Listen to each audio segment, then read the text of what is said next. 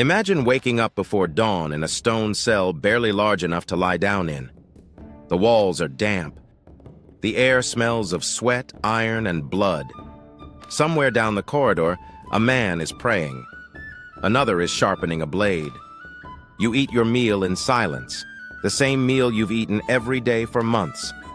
Then you train until your muscles give out. And you do it all again tomorrow. And one day, soon, they will open the gates and push you out into blinding sunlight, into the roar of 50,000 people, and you will have to fight for your life. This is not the romanticized Gladiator of Hollywood films. This is the real thing. And it was brutal. Who were the gladiators? Before we talk about what a gladiator's life looked like, we need to understand who these men actually were, because the answer might surprise you. The word gladiator comes from the Latin gladius, the short sword carried by Roman soldiers. And the institution of gladiatorial combat is ancient. Dates back as far as the 3rd century BC, likely evolving from Etruscan funeral rites. Early Romans believed that combat performed at a burial site would honor the dead and appease the spirits of the deceased. Over the centuries, what began as a solemn ritual became Rome's most popular form of public entertainment. So who filled the arenas?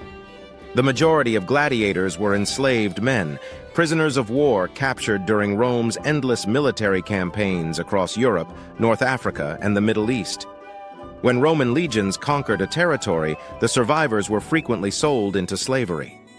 The strongest and most physically imposing men were often purchased by lanistae, gladiatorial trainers and promoters who ran the schools where gladiators were made. Beyond slaves, criminals sentenced to the arena, known as damnati ad ludum, also swelled the ranks. These were men convicted of serious crimes, stripped of their rights and assigned to fight. For many of them, the arena was a death sentence, just spread out over time. But here is where the story gets more complicated. Some men chose this life. Free men, and even occasionally members of the Roman aristocracy, voluntarily signed contracts with lanistae, sacrificing their legal rights and social standing in exchange for a shot at fame, money, and the intoxicating pull of the crowd. These volunteers were called octorati. They were a minority, but their existence tells us something important about the contradictory nature of gladiatorial life. It was simultaneously one of the most degraded and one of the most celebrated existences in the Roman world. The ludus, life inside the gladiatorial school. The moment a man became a gladiator, his life was no longer his own. He was sent to a ludus, a gladiatorial training school. The most prestigious of these was the Ludus Magnus in Rome, located just steps from the Colosseum. It was an enormous compound that could house over 1,000 men. The emperor owned it directly. Other ludi were scattered throughout the empire, in Capua, Pompeii, and across the provinces. The ludus was, in many ways, a prison. Its design reflected that reality. High walls, a single controlled entrance, guards posted day and night. The men inside were not free to leave. Their movements were tracked and controlled. At night, many were locked in their cells. And yet, paradoxically, the ludus was also a place of significant investment. The lanista, or the state, had paid good money for these men, or in the case of volunteers, had made contractual commitments to them. Gladiators were not treated carelessly. They were assets, expensive, valuable assets, and that meant they were fed, housed, and medically treated at a standard that was, in some respects, above what the average Roman citizen could expect. But make no mistake, this care was not out of compassion. It was economics. A dead or broken gladiator was money lost. Living conditions, the cells and the barracks. The physical living conditions inside a ludus were Spartan by any standard. Gladiators slept in small individual cells, stone rooms barely large enough for a cot, and a few personal possessions. Archaeological excavations of the gladiatorial barracks at Pompeii, preserved under volcanic ash from the eruption of Vesuvius in 79 AD, give us a vivid and sobering picture of what these spaces actually looked like. The cells were roughly 2 meters by 3 meters. Stone walls, a small wooden door with a lock on the outside. No windows, or at best a tiny slit that let in a sliver of light. The floor was packed earth or rough stone. In winter, the cold would have been relentless. In summer, the cells would have baked.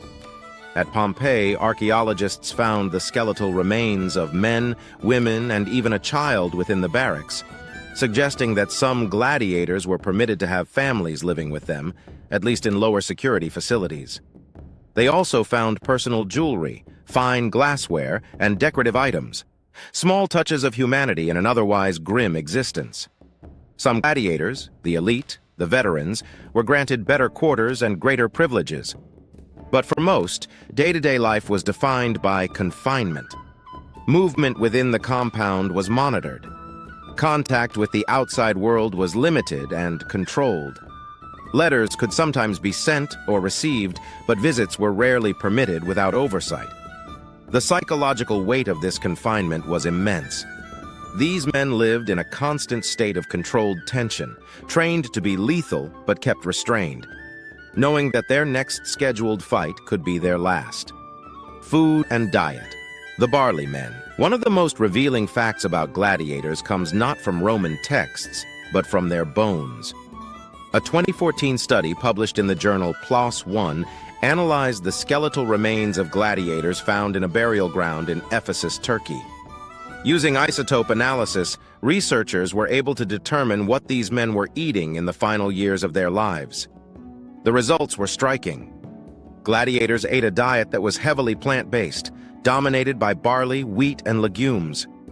This was so well documented in ancient sources that Roman writers actually gave gladiators a nickname, hordeari, the barley men. This might seem counterintuitive. These were elite fighters, warriors. Surely they ate meat like Roman soldiers? The answer appears to be not primarily. The high-carbohydrate, high-calorie diet was deliberate. It promoted rapid muscle development. It provided sustained energy for long, grueling training sessions. And critically, according to some researchers, it helped build a layer of subcutaneous fat that could actually protect vital organs and blood vessels during combat. A shallow cut on a man with a layer of fat beneath his skin was survivable. The same cut on a lean man might nick something lethal. Beyond the barley and grain, gladiators also consumed a drink made from plant ash, essentially a calcium and mineral supplement. This helped maintain bone density, critical for men taking constant physical punishment. Meat, fish, and wine were available, but were considered rewards or supplements, not staples. Their diet was managed by the ludus physicians with the same calculated precision applied to a modern athlete's nutrition plan. 3 meals a day was standard. Food was communal, eaten in groups. It was one of the few social moments these men shared together, and ancient accounts suggest that genuine bonds of brotherhood formed around these meals. Daily training, forging a fighter. The core of a gladiator's existence was training. It consumed the majority of every waking hour, and it was relentless. The day began at dawn. After a morning meal, the men were marched from their cells to the training ground, an open courtyard within the ludus, typically featuring a practice arena where the footwork and spatial awareness of real combat could be developed. Training was overseen by specialists called doctores, experienced former gladiators or professional coaches who specialized in particular fighting styles. The Doctor Murmillonum trained Murmillo fighters. The Doctor Radiariorum trained the net and trident fighters. Each style had its own coach, its own drills, its own demands. Beginners, called tirones, started with the most fundamental exercises. They trained against a wooden post called a pallus, learning how to strike with proper mechanics without exposing their own body. Every beginner drilled against the post for weeks before they ever faced a living opponent. Ancient sources described these strikes as deliberate, controlled, and exhausting. The goal was not wild aggression, but precise, disciplined violence. Weapons used in training were deliberately heavy. Wooden swords and shields made to weigh double or more what the real equipment weighed. The logic was simple. If you could move fast with a weapon that heavy, the real one would feel like nothing. As trainees progressed, they sparred against each other using blunted weapons.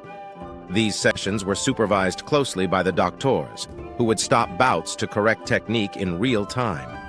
Full contact sparring with sharper implements existed for advanced fighters, but was carefully controlled.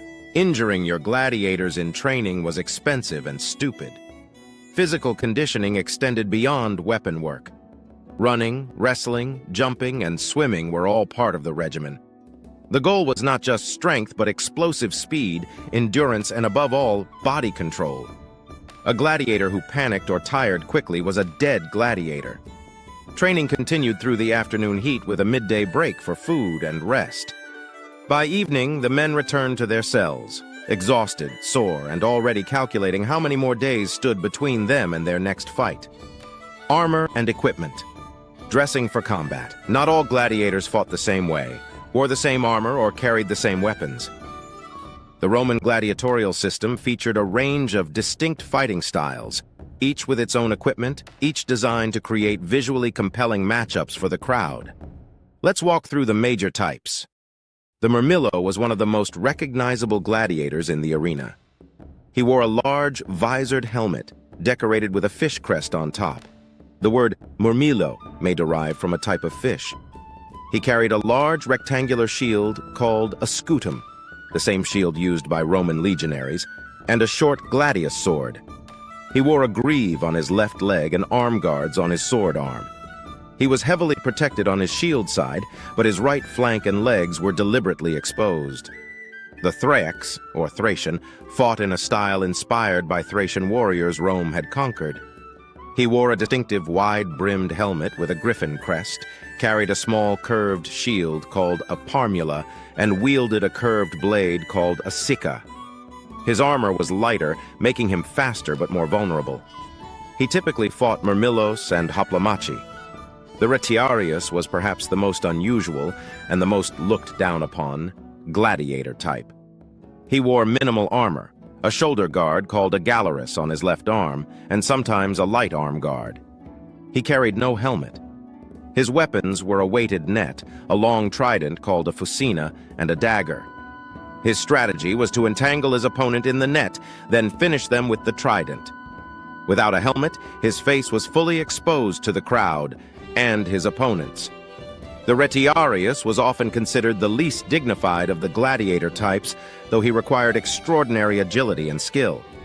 The secutor, the pursuer, was designed specifically to fight the retiarius. His helmet was smooth and rounded with small eye holes, specifically to prevent the retiarius's net from catching on it. He was heavily armored, relentless, and built to press forward under assault.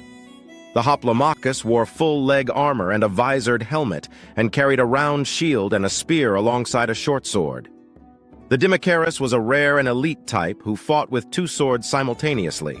No shield, pure aggression. Each pairing was considered, deliberate, and balanced, like a sporting matchup designed for maximum spectacle. Crowd favorites had recognizable equipment that fans could spot immediately as they entered the arena. The matches, what combat was actually like, the munera, gladiatorial games, were not casual affairs.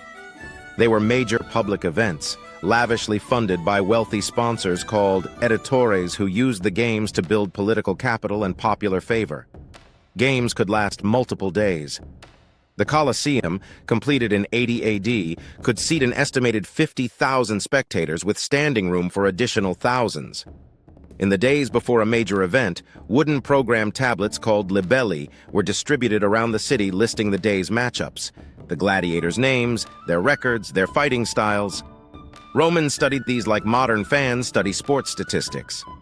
Gladiators had win-loss records, reputations, fan followings. Women reportedly swooned over the most famous fighters. Graffiti celebrating specific gladiators has been found on the walls of Pompeii, preserved for 2,000 years. On the morning of the games, the gladiators were given a lavish final banquet, the Cena Libera, open to the public. Citizens could walk through and see the men up close. Some gladiators ate heartily. Others barely touched their food. Some gave away their possessions. The atmosphere was described by ancient sources as a mixture of celebration and profound, unspoken dread. The procession into the arena was theatrical and dramatic. The gladiators marched in full armor through the underground passages beneath the arena floor, the hypogeum, before ascending through trapdoors into daylight. The crowd's roar was said to be physically overwhelming. The noise, the heat, the smell of tens of thousands of people, it was sensory bombardment designed to thrill and to terrify. The fights themselves were refereed. Two summa rudis, senior referees, stood in the arena with staffs to stop the action, separate fighters, and enforce the rules. Yes, there were rules. Gladiatorial combat was not a free-for-all slaughter. Hitting an opponent who had fallen or was requesting mercy was not permitted. The referee could pause the fight at any moment. Biting, eye-gouging, and attacking from behind were prohibited. Bouts could last anywhere from a few minutes to well over half an hour. The physical exertion was extreme. Full armor in the Roman summer sun, swinging heavy weapons, absorbing blows, men exhausted quickly. The crowd watched every exchange with expert eyes, cheering skilled footwork, precise strikes, and dramatic near misses. Medical personnel, medici, stood at the arena's edge, ready to rush in when fighters were injured. Between bouts, they would treat wounds, apply bandages, and assess whether an injured fighter could continue. When a gladiator was beaten, knocked down, disarmed, or overwhelmed, he could signal his submission by raising one finger of his left hand. This was a formal request for missio, mercy, death, mercy, and the crowd's verdict. The moment a gladiator raised his finger and asked for mercy was one of the most charged moments in all of Roman public life. The crowd erupted. The editor, the sponsor of the games, looked to the audience, and the audience made their verdict known. Popular history has given us the image of the turned thumb, pollis verso, as the signal for death. The truth is more nuanced and more debated by historians. The Latin sources describe crowd members waving handkerchiefs or turning their thumbs, but exactly what gesture meant what has been argued over for centuries. What is clear is that the crowd's verdict carried real weight, and the editor was expected to honor it. Defying a crowd calling for mercy was politically dangerous. How often did defeated gladiators actually die? The evidence suggests that death was less common than popular culture implies, at least during the height of the empire. A gladiator represented a significant financial investment. Killing him meant that investment was gone. Researchers studying gladiatorial burial sites have found that many men bore healed wounds, evidence of surviving multiple bouts before eventually falling. One skeleton from Ephesus showed evidence of at least 5 separate healed combat injuries before the man's death. Estimates vary, but some scholars believe that during the 1st and 2nd centuries AD, somewhere between 1 in 5 and 1 in 10 gladiatorial bouts ended in death. In earlier periods, and in cheaper games run by less wealthy sponsors, survival rates were lower. Criminals condemned ad ludum, to the arena as punishment, were often given no quarter regardless. When a gladiator was killed, attendants dressed as Charon, the ferryman of the dead in Roman mythology, and Hermes entered the arena to remove the body. The sand was raked and replaced. The next bout began. Earning freedom.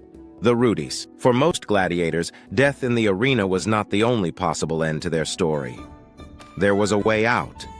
Freedom came in the form of a wooden sword called the rudus. When a gladiator had performed with enough distinction, through repeated victories, extraordinary skill, or overwhelming crowd support, he could be awarded the rudis by the presiding official or by the emperor himself. Receiving the rudus meant he was discharged from gladiatorial service. He was free. This was not a quick or guaranteed process.